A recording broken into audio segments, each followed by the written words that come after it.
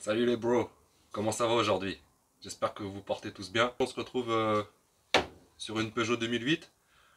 On m'a confié un petit travail assez rapide, mais qui va quand même faire économiser un peu d'argent aux propriétaires. Donc on va s'occuper de changer le filtre à air. On est parti sur du Purflux. Purflux, tout le monde connaît. Rapport qualité-prix, rien à redire.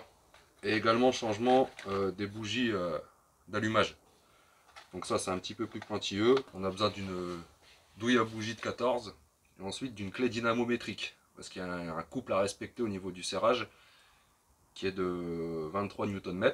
Si vous n'avez pas les outils, évitez parce que si vous serrez trop les bougies, il y a des risques de casse et si vous cassez, ça pue. Si ça peut aider quelqu'un, un propriétaire d'une 2008 à faire quelques économies, voilà, parce qu'on sait que au niveau des mains d'œuvre en atelier, l'heure ça peut vite coûter. Enfin, généralement c'est entre 80 et on va dire 130-140 euros de l'heure, selon la marque du véhicule et l'endroit aussi où vous vous trouvez. Allez, c'est parti.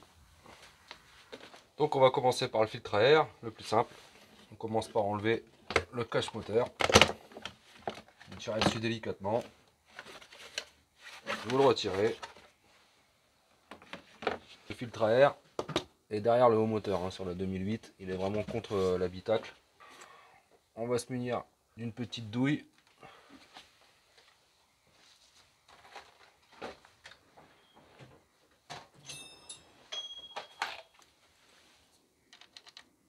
Parfait.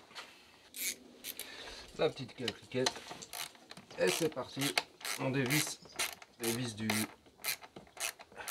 carter de filtre à air. On fait attention à ce qu'on fait pour éviter de perdre la vis dans le bloc moteur. Ce serait fâcheux.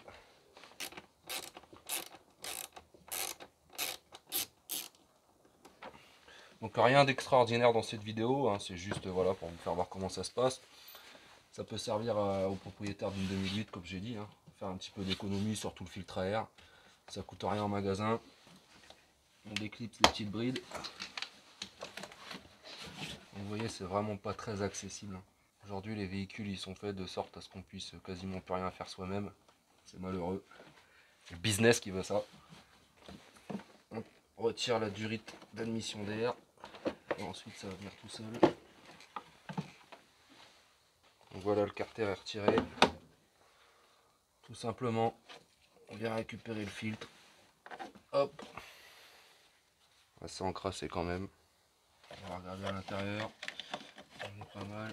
Normalement, on est censé avoir un mousse quelque part.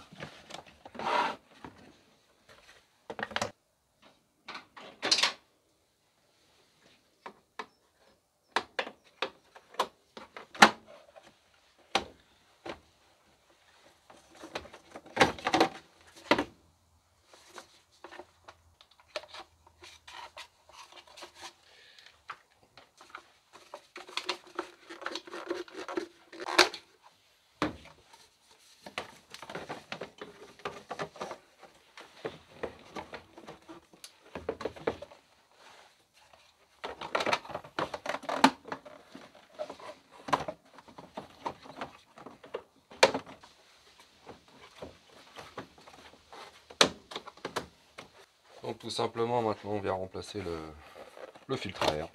Rien de compliqué. Bon là vous voyez, on nous a rajouté une petite mousse en plus du filtre à air. Donc j'ai regardé partout au niveau de la boîte à air, j'ai démonté aussi les durites. Je suis remonté jusqu'à l'entrée d'admission d'air. On n'en a pas besoin. Donc on met le filtre à air, on le met bien en place. Voilà. Et une fois qu'on a positionné notre filtre à air, on va venir dans un premier temps reclipser par le fond. Au fond du carter, on a des brides. On vient les positionner correctement. Voilà. On vient remettre en place la durite d'admission d'air. Ce petit clips. Et on remet les deux petites vis. C'est pas compliqué les beaux. Un jeu d'enfant. Donc là déjà vous avez économisé quelques euros. Ça vous a pris 10 minutes. Vous êtes content de vous. Vous vous prenez pour un mécanicien spécialisé. On serre au couple. Hop là. Un bras dynamométrique. Et voilà. On s'assure que tout est bien positionné, la durite, pas de problème. Voilà. Donc maintenant, on va s'attaquer aux bougies. Donc au niveau des bougies, on a pris du Bosch Iridium. Donc vu que c'est un 3 cylindres, bon, on n'aura besoin que de 3 bougies forcément. On va également utiliser de la pâte Molykote. Donc c'est une pâte cuivrée qui peut résister à des chaleurs jusqu'à 650 degrés. Ça permet que le serrage reste au couple. Donc on va commencer par débrancher chaque bougie. Voilà. On va débrancher une par une. Donc ensuite avec notre petite clé de 8 à cliquette, enfin petite, grosse clé. Un petit embout, grosse clé. C'est des choses qui arrivent. Hein. Allez. On va les dévisser un par un. On a les vis de côté.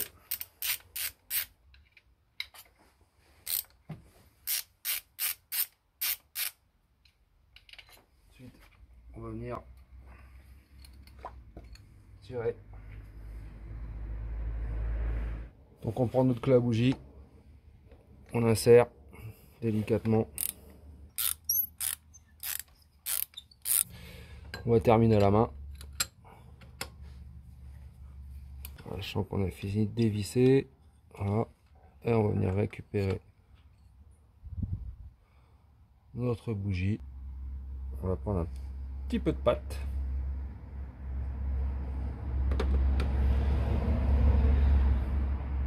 Et on va venir l'appliquer.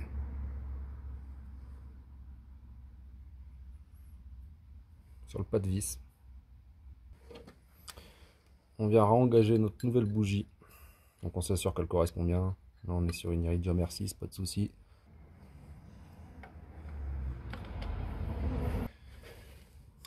Et avec notre clé à cliquette, on va venir chercher 23 Nm. On va la régler. Et voilà. On est à la valeur donnée, 23 Nm. On retire la clé à bougie.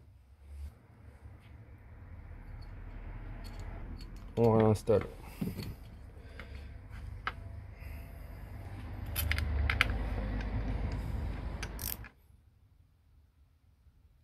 Ok. Et voilà. Et on fait la même chose pour les autres. Allez, on va récupérer les autres.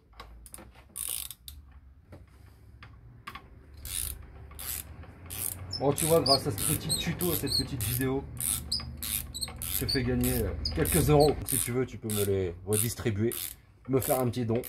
Chèque, virement PayPal, Manda Western Union. Ah, c'est vrai que maintenant, les heures de main d'œuvre en atelier, voilà quoi. C'est pas donné, hein. Donc si on peut économiser le moindre euro, faut pas hésiter. Allez, on extrait la suivante. Donc alors, vous voyez, quelque chose d'amusant, c'est que les bougies, je suis allé les commander directement en magasin, chez un spécialiste de la pièce de véhicule, hein, tout simplement. Donc forcément, il me demande mon immatriculation, je lui donne mon immatriculation. Il me dit pas de souci, les bougies, bon, je les ai pas en magasin, par contre, je peux vous les commander. On les commande? Ah bah, bien sûr qu'on les commande, j'en ai besoin, mon gars. Après, j'aurais pu passer par d'autres plateformes, comme par exemple Oscaro. Mais bon, c'est vrai que ce magasin-là, j'aime bien y aller. Ces derniers temps, j'y suis allé souvent pour un autre véhicule. Voilà, j'ai jamais eu de problème. Bon, là, j'ai pas vraiment eu un problème, mais c'est pour vous dire quand même que des fois, on dirait qu'il y en a qui s'improvisent quand même. Bon, là, j'ai pas eu affaire à la personne que j'ai eu affaire d'habitude. Hein. Donc, bref, je lui donne mon immatriculation. Il vérifie de son côté. Il dit donc pas de souci, on peut vous les commander, on les commande, etc. Moi, je vérifie pas. Hein. Il me donne ça dans ce petit carton. Je vérifie toujours pas la quantité quand je vais les réceptionner, c'est de ma faute. C'est aussi de ma faute, c'est vrai. Et j'ouvre le carton et je vois 4 bougies. Je me dis, attends, il y a un problème. Le Peugeot 2008, cette version-là, c'est un 3 cylindres. Pourquoi j'ai 4 bougies? Donc j'ouvre le compartiment moteur, je peux quand même regarder, on sait jamais, qu'est-ce qui se passe. Je me suis peut-être trompé, de motorisation, c'est peut-être un 4 cylindres. Et là, non, c'était bien un 3 cylindres. Donc en fait, le mec m'a vendu 4 bougies au lieu de 3. Bon, enfin bref. coup j'ai une bougie d'avance. Ça servira, hein, c'est sûr, pas maintenant. Et oui, ça servira.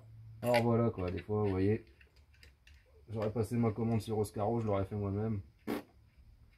J'aurais pas eu de surprise. Bon, je peux toujours la rapporter, vous me direz. Mais comme je dis, ça peut toujours servir, donc on la garde. Vous voyez, ce genre de petit entretien, ça ne demande pas beaucoup de temps. Mais vous allez dans un garage que vous connaissez pas. Qui vous dit qu'il va vraiment les changer, vos bougies? Posez-vous la question. Quand vous emmenez votre véhicule en révision faire une vidange, qui vous dit qu'il a fait vraiment votre vidange? Ou qui vous dit qu'il change les filtres? Là, ça commence à vous inquiéter, hein. Eh ben oui, parce que malheureusement, c'est comme partout. On peut tomber sur des honnêtes gens et on peut tomber sur des vrais escrocs. Des vrais escrocs qui vont vous facturer des choses alors qu'ils les ont pas fait. Oh, pas possible, ça peut pas arriver. Ah non, ça arrive qu'aux autres, vous inquiétez pas. Ah, dernière bougie. De mémoire, pour cette version-là, je crois qu'ils préconisent de changer les bougies d'allumage la première fois à 80 000 km. À vérifier, hein, là, je suis pas sûr de moi. Donc, vérifiez de votre côté. Mais c'est une préconisation constructeur, donc on le fait. Surtout si votre véhicule il est encore sous garantie, là c'est pas le cas de celui-là, hein, c'est pour ça que c'est moi qui le fais. C'est ça aussi, hein, d'acheter un véhicule neuf. Vous êtes pris par la garantie. Donc au début, tous les entretiens, vous devez passer par eux. Donc ça va, si vous achetez une Dacia, ça va pas vous coûter trop cher. Par contre, dès que vous commencez à taper dans le véhicule allemand, même aujourd'hui, hein, chez Peugeot, Renault, tout ça, ça commence à piquer une simple révision. Hein. La dernière révision assez chère que j'ai fait, c'était chez Audi pour une A5, un 2 litres TDI 150, hein, donc voilà, basique, hein, 2 litres TDI 150 super moteur, il n'y a pas à dire. Alors, révision des 60 000, 700 €. Voilà. Pourquoi? Changement d'huile, changement de filtre à gasoil et filtre d'habitacle. Et on dit toujours que la qualité ça se paie. C'est pas faux, mais à méditer aussi. Hop. Ouais. On remet le dernier le mécanicien du dimanche. En plus, ça tombe bien aujourd'hui, on est dimanche. Voilà, c'est un bon jour pour bricoler. C'est le jour du bricoleur. Comme le mercredi, c'est le jour des enfants. Et pour nombre d'entre nous, le dimanche, c'est le jour de la bricole. Voilà pour la pote et puis la clé dynamo. Merci à mon Greg si tu nous regardes. Merci à toi. Big up à Manu, à Greg, au Balou, à Jérém. On vérifie tout. Ok, c'est pas mal. On débarrasse notre merdier.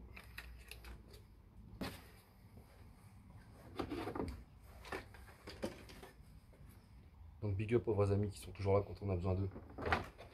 Et c'est réciproque, il faut que ce soit réciproque, pas que dans un sens. On remet le cache-moteur.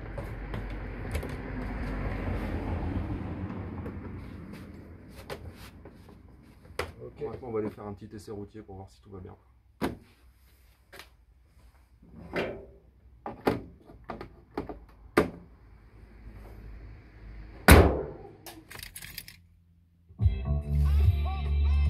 Merci Monsieur Sting, on ne veut pas vous écouter.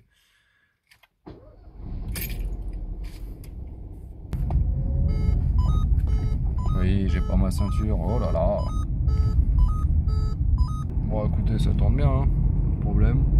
Accélère un petit coup. Ouais, tout va bien. Bon voilà, c'était la session économie d'euros. Votre serviteur Gasbro. À vous les studios.